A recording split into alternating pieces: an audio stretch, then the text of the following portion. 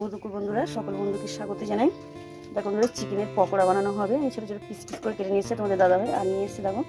আর দেখো মাখানোর জন্য নিয়ে নিচ্ছি আদা রসুনের পেস্ট, নুন, লঙ্কা গুঁড়ো, হলুদের গুঁড়ো, জিরের গুঁড়ো, ধনে পাতা কুচি, কাঁচা লঙ্কা কুচি দিয়ে দিয়েছি। দিয়ে এগুলো ভালো করে মাখিয়ে নেবো।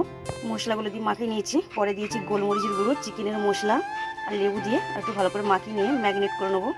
দেখো বন্ধুরা, দিয়ে দিচ্ছি অ্যারারুট আর বেসন দিয়ে দিচ্ছি দুটো পরিমাণ মতন। দেখো বেসন আর কর্নফ্লাওয়ার দিয়ে ভালো করে দুটো আমি অ্যাড করে নিয়েছি। 10 থেকে 15 মিনিট পর্যন্ত এখন আমি রেস্টে রেখে দেবো। তো তেল গরম হয়ে গেছে বন্ধুরা। এবারে চিকেনের এগুলো 10 মিনিট মতন রেস্টে রেখেছিলাম। এবারে এক এক করে গরমটা ছেড়ে দেবো।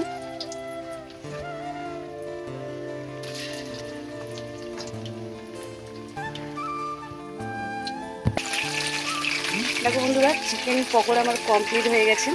এবার আমি নামিয়ে নেবো। দেখো বন্ধুরা, পকোড়া কমপ্লিট হয়ে গেছে।